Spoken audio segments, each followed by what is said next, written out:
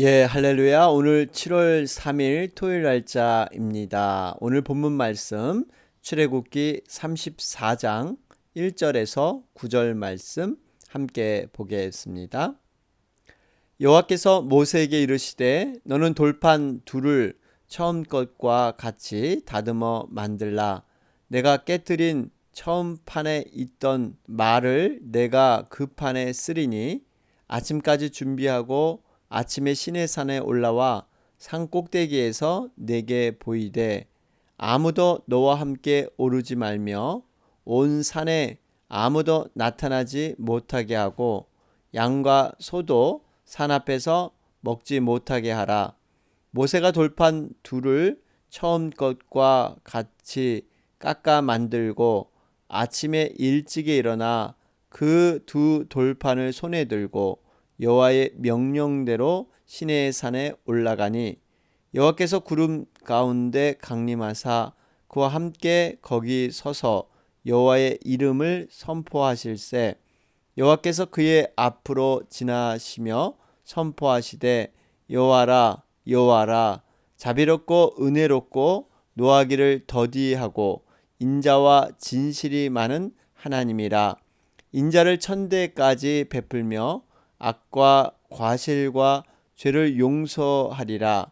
그러나 벌을 면제하지는 아니하고 아버지의 악행을 자손 3, 4대까지 보응하리라.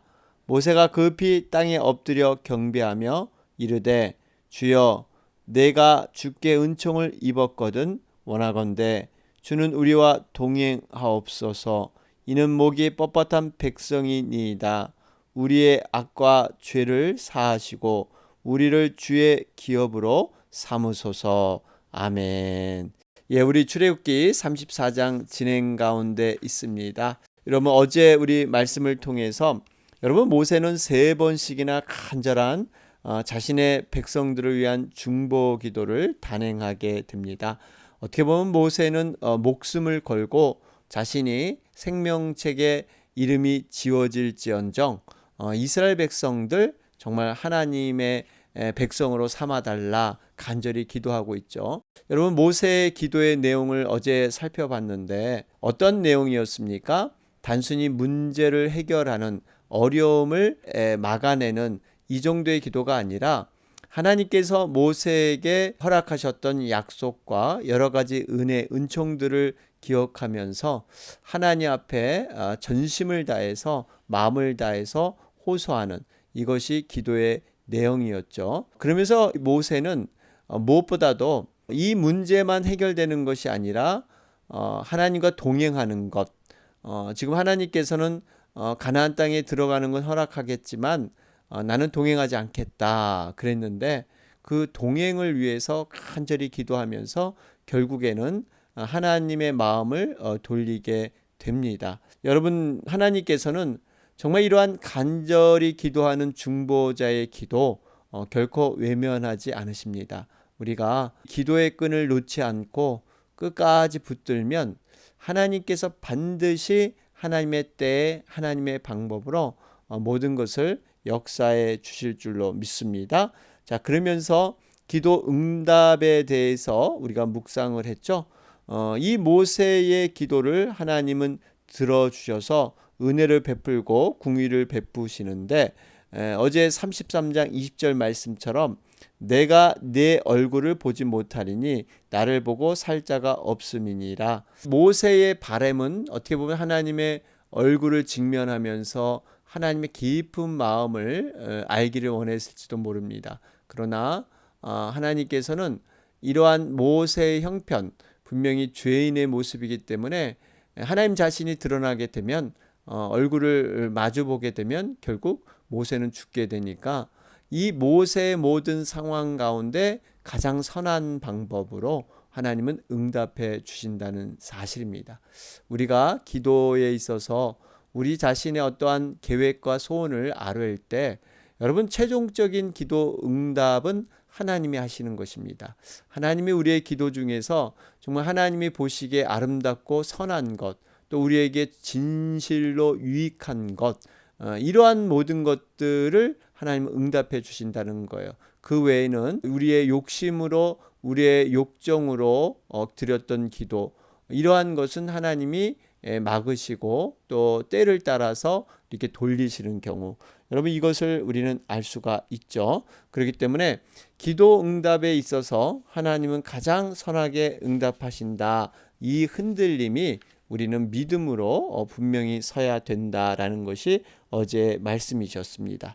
자, 이렇게 모세가 깊은 하나님과의 기도, 친구처럼 깊은 대화를 나눈 기도였죠. 기도를 통해서 이제 하나님께서 시내산 언약을 다시 한번 갱신해 주십니다. 여러분, 이것은 다시 한번 이스라엘 백성들을 하나님의 말씀으로 세워서 내 백성 삼으시겠다 하는 것이 하나님의 의지의 새로운 면모를 볼 수가 있습니다. 자, 우리 1절 말씀을 보시면 여호와께서 모세에게 이르시되 너는 돌판 둘을 처음 것과 같이 다듬어 만들라. 내가 깨트린 처음 판에 있던 말을 내가 그 판에 쓰리니. 하나님께서 마음을 돌려주셔서 다시금 십계명을 써주시겠다, 이렇게 말씀하고 계십니다. 그런데 한 가지, 이 처음에 썼던 십계명과 두 번째 썼던 십계명은 조금 상황이 다른 것이 있습니다. 처음 것은 하나님께서 모세에게 십계명 돌판을 주실 때는요, 하나님께서 친히 돌판을 만들어서 거기에 십계명을 써 주셨습니다. 그런데 두 번째로 십계명을 제정해 주실 때는요, 모세에게 직접 돌판을 만들도록 하셨습니다. 물론 거기에 쓰는 것은 하나님이 써 주시지만 이 돌판을 하나님이 직접 만들고 준비한 것이 아니라 모세를 통해서 준비했다는 것이에요. 여러분, 이 두 가지를 좀 비교해 볼 때 어느 것이 더 신적인 권위, 어느 것이 더 영광이 나타나겠습니까? 하나님께서 직접 만드셔서 적어주신 것, 첫 번째입니다. 어떻게 보면 이 두 번째, 물론 이 두 번째도 하나님 직접 이게 새겨주시긴 했는데요. 이 두 가지를 비교해 볼 때 이 두 번째 돌파는 첫 번째 것보다 많은 신적인 권위가 떨어진다는 것입니다. 이것을 통해서 우리가 깨닫는 것은요, 정말 이 죄를 졌을 때 하나님은 용서해 주시고 원래로 회복해 주시지만 반드시 이런 죄의 흔적들, 죄의 대가들 때문에 여러분 이러한 모습이 이루어진다는 겁니다. 분명히 하나님께서는 우리가 회개하면 자비롭고 은혜가 많으시고 또 노하기를 더디하시고 인자가 많으시기 때문에 용서는 해주지만 이런 죄의 흔적들, 죄의 찢기들 결국 삶의 구석구석에 남아 있을 수 있다는 것이죠. 그래서 우리가 죄를 어떻게든지 경계하고 멀리해야 한다라는 거 다시 한번 보게 됩니다. 자, 그러면서 2절에 아침까지 준비하고 아침에 시내산에 올라와. 여러분이 모세의 태도를 좀 보십시오. 이 아침 일찍이 지금 하나님의 명령 앞에 순종하려고 하는 것, 성경에 곧 일찍이 이런 단어가 있으면요, 절대적인 하나님 앞에 순종을 얘기하고 있습니다. 특별히 이렇게 아침에 하나님의 뜻을 붙들고 일을 행하는 것 너무나 중요합니다. 우리가 이 아침에 정말 새벽 기도를 통해서 또 하나님과 만남이 있는 것 너무나 중요하죠. 물론 우리가 24시간 자신이 원하는 시간, 가능한 시간에 하나님을 만날 수 있습니다. 그런데 굳이 아침이란 시간이 왜 좋은가 하냐면요, 세 가지 이유가 있습니다. 하나는 정말 이 중요한 시간입니다. 여러분, 중요한 사람은 가장 먼저 만나게 돼 있죠. 그래서 이 첫 것을 먼저 하나님 앞에 드리는 헌신의 의미가 있습니다. 또 한 가지 생각해 보면 여러분, 아침은 우리의 마음과 생각이 비어져 있습니다. 세상의 그 타락한 여러 가지 문화와 세상에 살게 되면 우리도 모르게 많이 마음이 혼잡해질 수 있는데, 이렇게 아침은 우리의 24시간 가운데 가장 깨끗한 정결한 그러한 마음으로 하나님과 만날 수가 있습니다. 또 한 가지 생각해 보면 아침이 왜 중요할까요? 방해받지 않기 때문입니다. 현대인들은 굉장히 바쁘죠. 여러분, 그래서 어떤 약속을 해도 미루게 되고, 또 하나님과의 그런 만남은 사람들에게 티가 안 나고 또 보이지 않기 때문에 자꾸 이렇게 밀어버릴 수가 있습니다. 그런데 이 아침 시간, 새벽 시간만큼은요, 확보된 시간입니다. 그래서 정규적으로 하나님과 꾸준히 만날 수 있는 시간. 뭐 이런 의미에서 여러분 아침에 정말 하나님과의 만남, 이 새벽 시간에 하나님과 말씀과 기도로 나가는 건 너무나 중요합니다. 그래서 시편 기자 고백을 보면 여호와여 아침에 주께서 나의 소리를 들으시리니 아침에 내가 주께 기도하고 바라리이다. 시편 5편 3절 말씀이죠. 뿐만 아니라 우리의 모범 되시는 예수님께서도 아침 새벽에 기도하기를 즐겨하셨습니다. 마가복음 1장 35절이죠. 새벽 오히려 미명에 예수께서 일어나 나가 한적한 곳으로 가서 거기서 기도하시더니, 여러분 이렇게 하나님과의 만남 우리가 언제든지 할 수 있지만 특별히 아침 시간에 깊이 만나는 것 굉장히 중요하고 의미 있다라는 것을 볼 수가 있습니다. 자, 그러면서 여러분 2절 말씀을 보면 아침에 시내산에 올라와 산꼭대기에 내게 보이더니, 여러분 우리가 모세가 어떻게 하나님을 만났습니까? 이 시내산에 올라갔습니다. 올라간다는 것. 이 땅에서 하나님을 만난 것이 아니라 이 산꼭대기로 올라갔다는 의미는요, 이젠 이 땅에서 있는 여러 가지 세상의 타락성들, 여러 가지 육신의 정욕들, 여러 가지 범죄할 수 있는 것을 떠나서 정말 정결한 하나님이 계시는 산으로 올라갔다는 것, 마치 우리 성막에서 성소를 통과해서 지성소로 들어가는 이러한 모습이죠. 이 의미는요, 우리가 하나님과의 만남은 반드시 구별돼야 된다는 것입니다.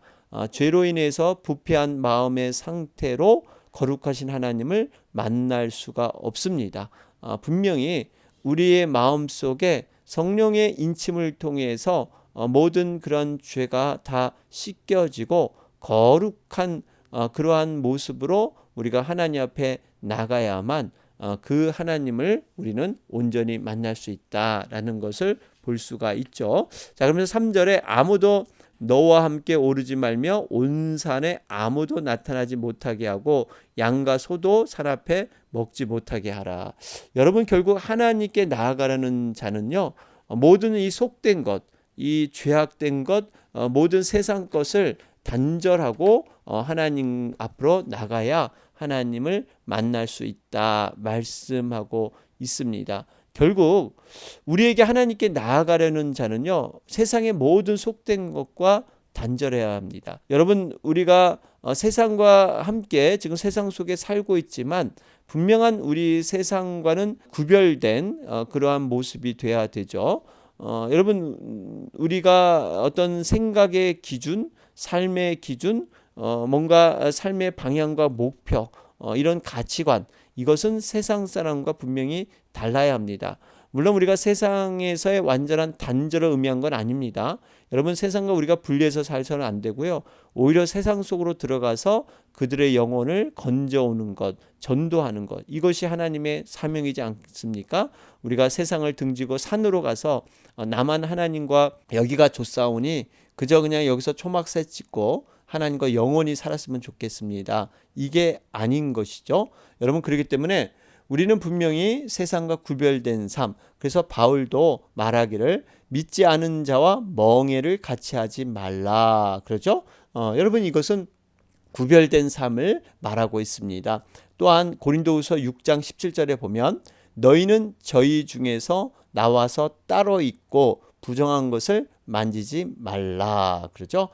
여러분 그래서 우리는 분명히 세상과는 구별된 그런 하나님의 자녀의 모습으로 살아가야 될 줄로 믿습니다. 자, 그러한 명령 앞에 4절의 모세가 그대로 순종하는 모습이 나오죠. 이렇게 처음 것과 같이 깎아 만들고 또 여호와 명령대로 시내산에 오르더니 5절에 하나님께서 구름 가운데 강림하십니다. 그리고 하나님의 이름을 선포하게 되죠. 여러분 하나님의 이름, 하나님의 능력과 힘과 인격이 포함되어 있습니다. 여러분 이름 속에는 정말 예수 그 이름 능력이고 하나님의 존재를 나타내고 있죠. 그러면서 6절에 그 내용이 해석되고 있습니다.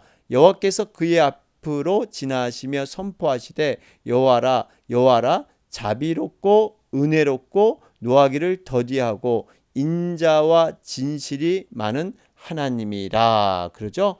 여러분 여기 보면 하나님의 속성, 하나님은 어떤 분이신가?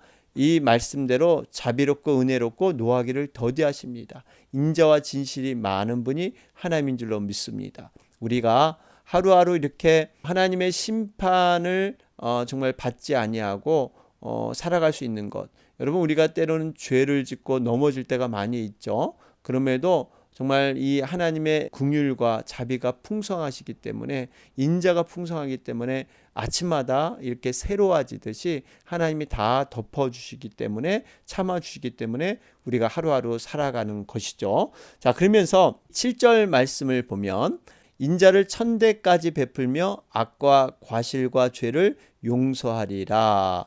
그러나 벌을 면제하지는 아니하고 아버지 악행을 자손 3, 4대까지 보응하리라. 그러죠?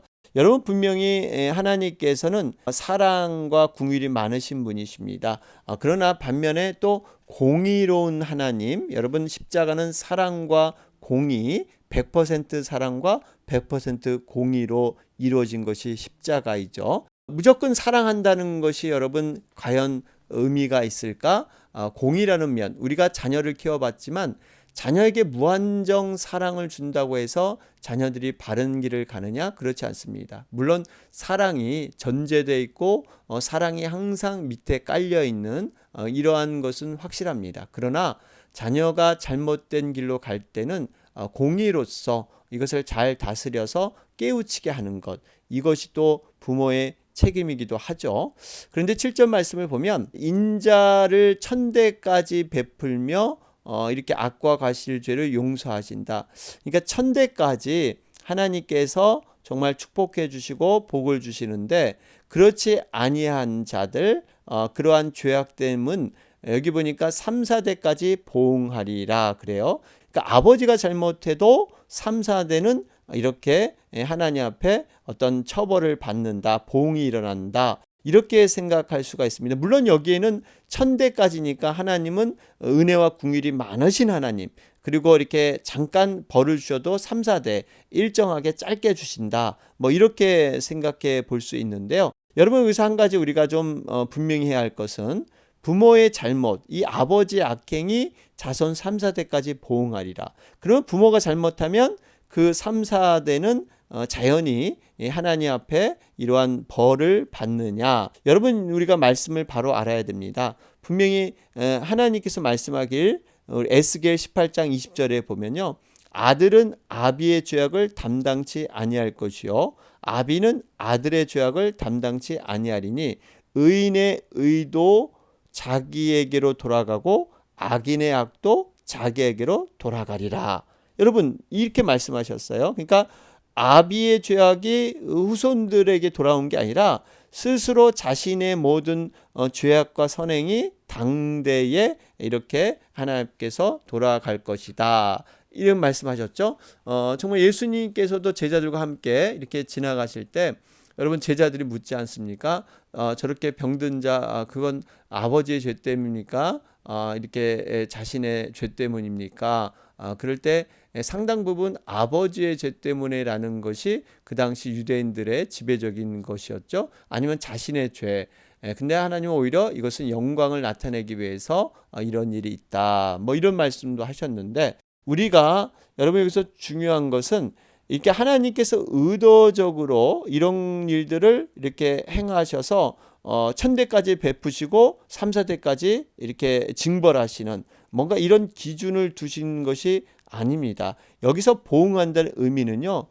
악인의 아버지의 환경, 그 죄의 환경이 자손에게까지도 악한 영향을 미치게 한다. 이런 의미가 있어요. 여러분 한번 생각해 보세요. 아버지의 악행을 보고 자란 자녀들은 그대로 그것을 답습하기가 쉽습니다. 그런데 참 오묘한 것은 신기한 것은요. 하나님께서 정말 이렇게 이런 환경을 주셨는데도 불구하고 또 여러분 그 악인의 아버지에서 과연 악한 아들만 나오느냐? 그렇진 또 않습니다. 여러분, 남유다는 한 20명의 왕이 세워졌죠. 13대 왕이 히스기야 왕인데 정말 하나님 앞에 참 기도와 여러 가지 개혁을 하면서 하나님 말씀대로 살기 위해서 애썼던 선한 왕이 히스기야 왕이죠. 그런데 그의 아들이 14대 왕 므낫세였습니다. 여러분, 므낫세는 12살 때 왕이 되었는데요. 남유다가 이렇게 망하게 된, 하나님 앞에 버림받게 된 단서를 제공한 사람이 므낫세 왕이었습니다. 그가 우상을 숭배하기 시작하고 하나님을 멀리하게 했던, 어떻게 보면 히스기야 같은 선한 왕 밑에서 이렇게 악한 므낫세 왕이 나왔을까? 여러분, 인간적으로 우리가 참 해석하기 어려운 부분입니다. 또 이 므낫세 아들이 바로 아몬이라는 왕인데요. 역시 악한 왕으로 지속되다가 이 아몬이란 왕 밑에 요시야라는 왕이 등장을 합니다. 16대 왕인데요. 이 요시야 왕은요, 율법책을 발견하고 유월절을 그동안 멈췄는데 다시 행하면서 여러 가지 아버지와 조상 때 잘못됐던 것을 개혁했던 이 개혁의 왕으로 유명합니다. 그래서 요시야 왕도 선한 왕으로 기록되어 있죠.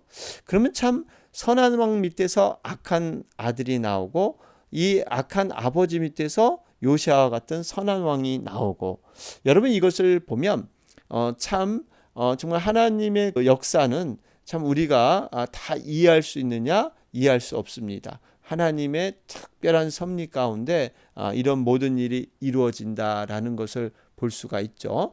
그렇기 때문에 우리가 7절 말씀을 볼 때 특별히 우리 자손들에게는 어찌하든지 부모님으로서 좋은 믿음의 선한 영향력, 여러분 이것을 우리는 남겨주는 것, 이것이 믿음의 유산이지 않겠습니까? 그래서 9절의 결론은 모세의 고백이 주여 내가 주께 은총을 입었거든 원하건대 주는 우리와 동행하옵소서. 이는 목이 뻣뻣한 백성이니이다. 우리의 악과 죄를 사하시고 우리를 주의 기업으로 삼으소서. 여러분 보세요.